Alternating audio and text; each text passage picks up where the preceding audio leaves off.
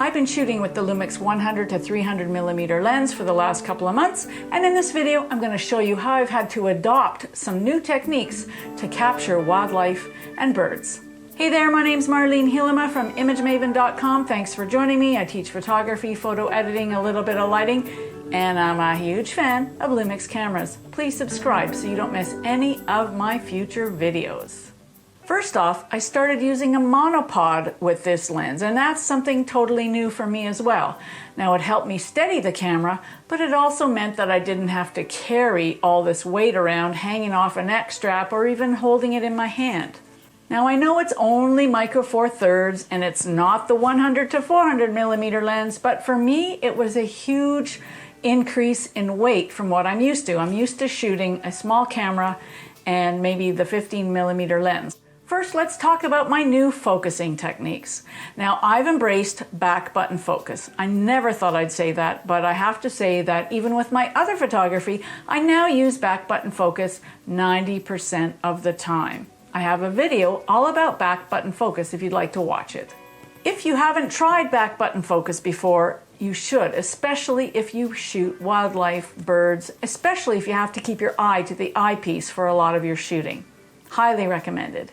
Now, for stationary birds and wildlife photos, I changed to one area focus. Now, I used to use custom multi most of the time. I use that for my skateboarding photos. But for stationary wildlife and birds, one area focus works great. However, that didn't work great for video.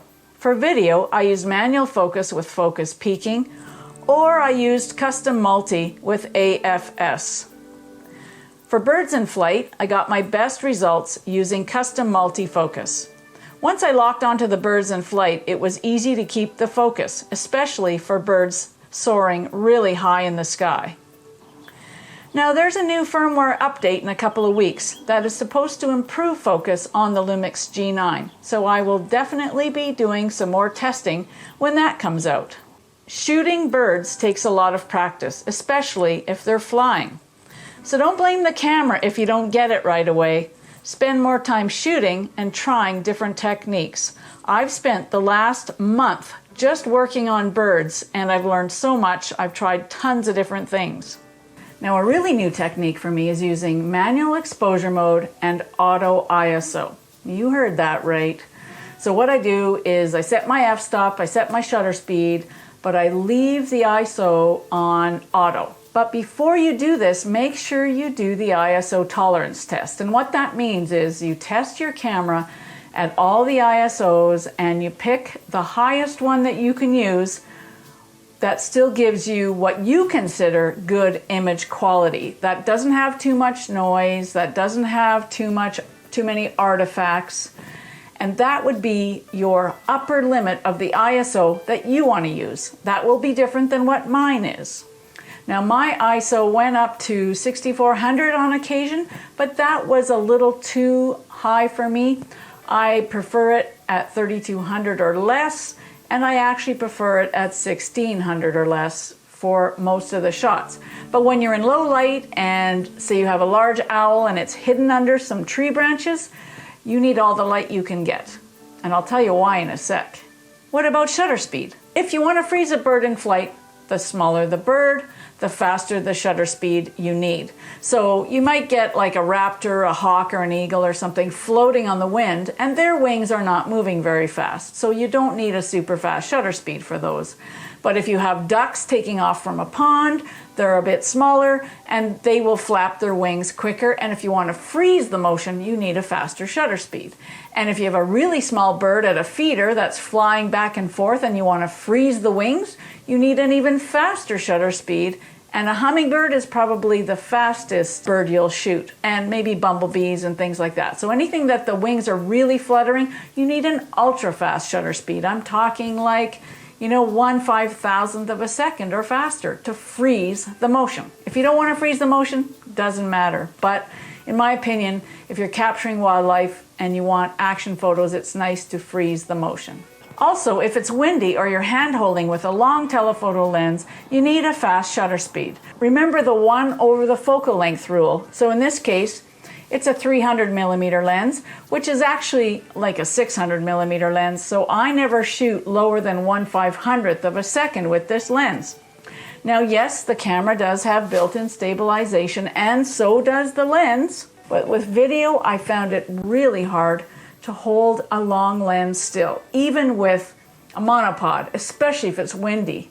So about the slowest I've used with this lens, I try not to go below 1/500th of a second. Now if a bird is sitting on a branch and it's a windy day and it's moving a little bit, I would suggest even faster than that. If this video is helping you, or you just think baby owls are cute, please buy me a coffee. Thank you very much for your support. Shutter speed is something that is definitely going to affect your image quality with a long telephoto lens. So faster is better. What about f-stop? Since this is such a long focal length lens, you will have very shallow depth of field, and that causes a problem when focusing. Your focus needs to be exactly bang on. If you or the bird move at all, even just an inch, you may lose focus. So after I realized how critical focus was with a long lens, I set my f-stop at f8 or f11 if I had enough light. f5.6 was kind of dicey if the bird was really large. I wouldn't get the beak and the eyes in focus. Again, keep an eye on your ISO when you do this. iDynamic. Since I shoot JPEGs, I often leave iDynamic on auto. Now this helps lift the shadows if your birds are hidden in dark, overhanging branches. It also evens out the contrast if your birds are partly in sun and in shade. Not the ideal lighting situation, but sometimes you just want to get the shot. I have a video about iDynamic if you want to learn more. There's a link in the video description below. What about iResolution? This is another thing that Lumix cameras have. Now I don't use iResolution much, but I thought I'd try it out. It made a noticeable difference in the sharpness of my photos. I have a video about iResolution, and I'll link to it in the video description below also. So try it out if you have a Lumix camera. What about video? For my video clips, I literally just pressed the red button because I wasn't really doing a lot of video techniques. I was kind of taking video just so I'd remember the moments. I mean, especially with the owls, I had some amazing opportunities to capture them. I was there for hours and hours. I went every day for a week and just watched these, especially the owlets. They're incredible. So I just took basic video. I didn't even really check my settings. I know it's crazy. Who would have thought I would ever do that? So yeah, the videos were mostly for my personal use. And I know many of you have asked me for 4K videos, and in the case of wildlife, I think 4K would be better for video. Let me know if you have any questions in the comments below. I hope you enjoy my photos. Like I said, I'm not done testing out this lens. I love it. I'm having so much fun. I'm totally thinking in different ways, and I'm just enjoying experimenting.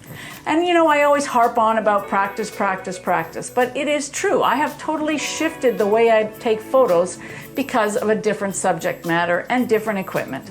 So get out there and test your own stuff and take some time, figure stuff out, experiment, and see your results and improve.